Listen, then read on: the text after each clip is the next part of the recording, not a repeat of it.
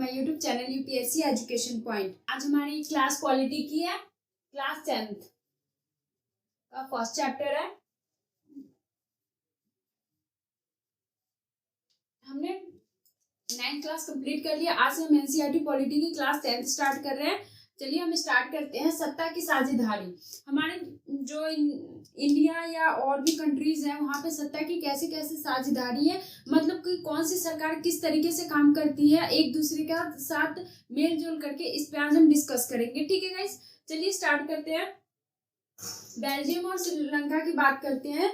Belgium और श्रीलंका में कैसे कैसे सत्ता की साझेदारी हो रखी है। बेल्जियम यूरोप का एक छोटा सा देश है। बेल्जियम क्या है? यूरोप का एक छोटा सा देश है, ठीक ना।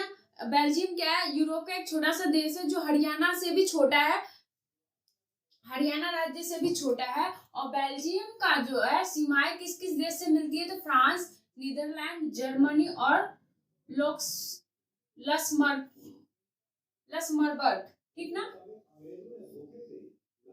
इन चार देशों से इनकी सीमाएं लगती है, ठीक। और इसमें जो 59% लोग जो है क्या है? फेलिमस इलाके में रहते हैं। इसमें जो बेल्जियम में 59% लोग कहाँ रहते हैं? फेलमिस में रहते हैं और क्या बोलते हैं? डच भाषा बोलते हैं। और 40% कहाँ रहते हैं? बेलेनिया में रहते हैं और जो फ्रेंच भाषा बोलते हैं। 59% डच बोलते हैं, 40% फ्रेंच बोलते हैं। जो बचे हुए लोग रहते हैं वो क्या बोलते हैं? जर्मनी भाषा बोलते हैं, ठीक ना गाइस। अब हम बात करते हैं कि श्रीलंका और अब बात करते हैं श्रीलंका का। बेल्जियम का बात हो गया। अब श्रीलंका क्या है? एक द्वीपीय देश है। श्रीलंका एक किस पे बसा हुआ है? एक द्वीप पे बसा हुआ है हमारा श्रीलंका, ठीक है। जहाँ पे आपको ही पता है कि रावण का घर श्रीलंका में ही था, जिसे राम ने हराकर सीता को वहां से वापस लाए थे, जो तमिलनाडु के दक्षिण तट से कुछ किलोमीटर की दूरी पर स्थित है। तब श्रीलंका जो है क्या है? तमिलनाडु के दक्षिण तट के कुछ किलोमीटर दूरी पर क्या है? स्थित है। अरबी आबादी इसकी कितनी है? 2 करोड़ से भी, मतलब 2 करोड़ से थोड़ी अधिक आबादी है। अब हम बात करते हैं श्रीलंका में बहुसंख्यवाद। श्रीलंका में बहुसंख्यवाद कैसे? तो 1948 में श्रीलंका स्वतंत्र राष्ट्र बना। श्रीलंका कब स्वतंत्र राष्ट्र बना? 1948 में श्रीलंका स्वतंत्र राष्ट्र बना। वहां पे सिंहली समुदाय के नेताओं बहुसंख्यक शासन पर प्रभुत्व जमाना चाहते थे। सिंहली जो शासन थे वो श्रीलंका पर क्या थे? प्रभुत्व, मतलब कि अपना दबदबा जमाना चाहते थे, ठीक ना गाइस। 1956 में एक कानून बनाया। 1956 में क्या? एक कानून बनाया गया जिसमें तहत तमिल को दरकिनार सिंहली राजभाषा घोषित कर दिया। 1956 में एक कानून बनाया गया श्रीलंका में जिसमें जो तमिल के लोग थे उसे दरकिनार सिंहली राजभाषा घोषित कर दिया। दरकिनार को सिंहली राजभाषा घोषित कर दिया। उसे क्या किया? राजभाषा घोषित कर दिया। अब हम बात करते हैं बेल्जियम की साझेदारी। बेल्जियम ने कैसे कैसे साझेदारी की? तो जो श्रीलंका जो थी वो तो अलग तरीके से क्या साझेदारी कर रखी थी। वो क्या थे? श्रीलंका जो है एकात्मक शासन व्यवस्था को अपनाए थे। एकात्मक शासन व्यवस्था मतलब क्या होता है? एकात्मक शासन व्यवस्था में क्या होता है कि जिसमें केंद्र सरकार के पास सारी शक्ति रहती है, मतलब एक ही सरकार के पास सारी शक्ति रहती है। और संघीय शासन व्यवस्था में क्या होता है? दोनों सरकार की साझेदारी होती है, मतलब राज्य सरकार, केंद्र सरकार दोनों मिलकर काम करते हैं। दोनों की रजामंदी सबसे ज्यादा जरूरी होती है। बट जो श्रीलंका थी वो क्या थी? एकात्मक शासन व्यवस्था को अपनाई थी। और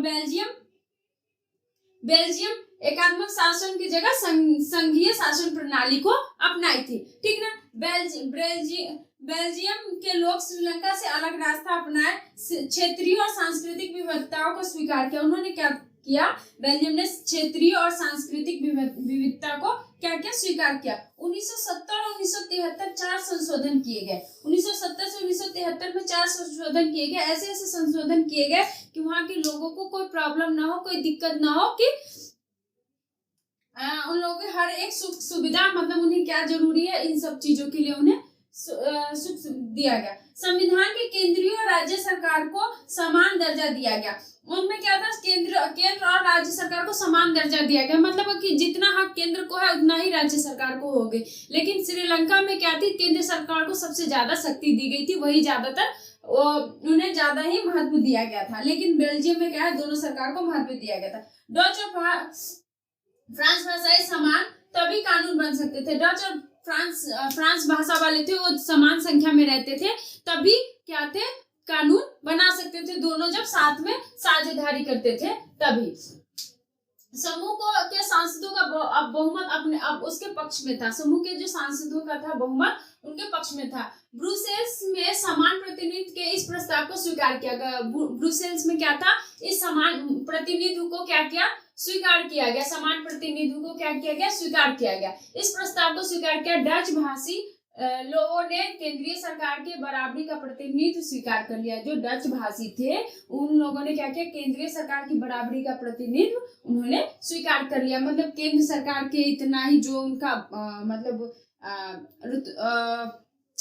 क्या कहेंगे, मतलब केंद्र सरकार को जितनी शक्ति थी उतना ही दूसरी सरकार को भी दी गई। उन्होंने डच भाषाई ने क्या किया, स्वीकार कर लिया। केंद्र और राज्य सरकारों के अलावा तीसरी स्तर की सरकार भी काम करती थी। केंद्र सरकार और राज्य सरकार के अलावा एक और सरकार थी जो इस पे काम करती थी, वो यानी सामुदायिक सरकार। मतलब क्या है, सामुदायिक सरकार तीसरी सरकार थी। फर्स्ट सरकार केंद्र सरकार, दूसरी राज्य सरकार और तीसरी समुदाय सरकार। चुनाव एक ही भाषा बोलने वाले लोग करते थे। सामुदायिक सरकार के क्या थे, चुनाव कौन सी भाषा के लोग करते थे, एक ही भाषा के लोग कर सकते थे, चाहे डच भाषा करे चाहे कोई भी भाषा, मतलब एक ही भाषा कर सकते थे। इन्हें सांस्कृतिक, शिक्षा और भाषा जैसे मामले पर फैसले लेने का अधिकार था। इन्हें क्या था, सांस्कृतिक, शिक्षा और भाषा जैसे मामले पर फैसले लेने का अधिकार था। इन्हें सांस्कृतिक पर, शिक्षा पर फैसला लेने का अधिकार था। अब हम बात करते हैं सत्ता की साझेदारी क्यों जरूरी है। हमें सत्ता में साझेदारी की क्यों जरूरी है। अगर सत्ता में साझेदारी नहीं हुआ, एकता नहीं हुआ, तो किसी भी कानून का बिल नहीं पास हो सकता। अगर कोई कानून बनाना चाहते हैं तो इजीली नहीं, अगर हम किसी से डिस्कशन नहीं करेंगे तो एक ही आदमी से गलत फैसले हो सकते हैं, क्योंकि हर कोई तो एक जैसा नहीं होता है ना, किसी न किसी के पास कुछ न कुछ कमियां होती है। इसलिए एक दूसरे की अगर हम साझेदारी लेते हैं तो वो चीजें अच्छी डिसीजन आती है उससे। सामाजिक टकराव आगे बढ़कर अक्सर हिंसा और राजनीतिक अस्थिरता रूप ले लेती है। सामाजिक जो टकराव थे वो आगे बढ़कर क्या है, हिंसा और राजनीतिक अस्थिरता का रूप ले लेती थी। सत्ता में अगर साझेदारी नहीं रहेगा तो क्या है कि हिंसा होगी, लड़ाई झगड़े होंगे, जिससे आगे चलकर हिंसा का रूप ले लेते। इसीलिए सत्ता में हिंसा दे देना राजनीतिक व्यवस्था के स्थिरता के लिए अच्छा है। इसीलिए सत्ता में साझेदारी राजनीतिक व्यवस्था में स्वायत्तता के लिए अच्छा है। इसीलिए सत्ता की साझेदारी हमारे राजनीतिक व्यवस्था में अच्छा है, ठीक ना। सत्ता की साझेदारी लोकतंत्र की आत्मा है। सत्ता की जो साझेदारी मतलब एकता जो है वो क्या है, लोकतंत्र की आत्मा है। बेल्जियम में एकात्मक शासन जगह संघीय शासन प्रणाली अपनाई गई है, ठीक है। आपको ये बात बताया कि बेल्जियम में संघीय शासन व्यवस्था प्रणाली अपनाई गई है और श्रीलंका में जो है एकात्मक शासन व्यवस्था अपनाई गई है। संघीय शासन व्यवस्था मतलब होता है राज्य और केंद्र दोनों साथ में रहते हैं, और एकात्मक शासन व्यवस्था में सिर्फ केंद्र सरकार उस पे हर चीज की मतलब कि हर चीज का जो फैसला है केंद्र सरकार कर सकती है। राज्य सरकार के पास उतनी अधिकार नहीं रहते, केंद्र सरकार के पास ही सारे अधिकार रहते हैं, ठीक है गाइस। इस चैप्टर में इतना ही था इम्पोर्टेंट। नेक्स्ट वीडियो में आपको सेकंड चैप्टर मिलेगा, ठीक है गाइस। अगर वीडियो पसंद आ रही हो तो लाइक करें, सब्सक्राइब करें एंड ज्यादा से ज्यादा शेयर करें। और जो भी 6th क्लास से 12th क्लास के एनसीईआरटी पढ़ने वाले बच्चे हैं उन्हें भी ज्वाइन करें, और जो यूपीएससी के हैं वो तो ज्वाइन करें ही करें। और प्लस जो नीचे सब्सक्रिप्शन बटन है उसे दबा कर बेल आइकन दबा दें ताकि आपको अगला नोटिफिकेशन आपको मिल जाए। और जो बैक वाले वीडियोस है वो प्लीज आप जाके पीछे वाले हमारे प्लेबैक लिंक में जाके आप चेक कर लीजिए और देख लीजिए, ठीक है। Thank you so much guys.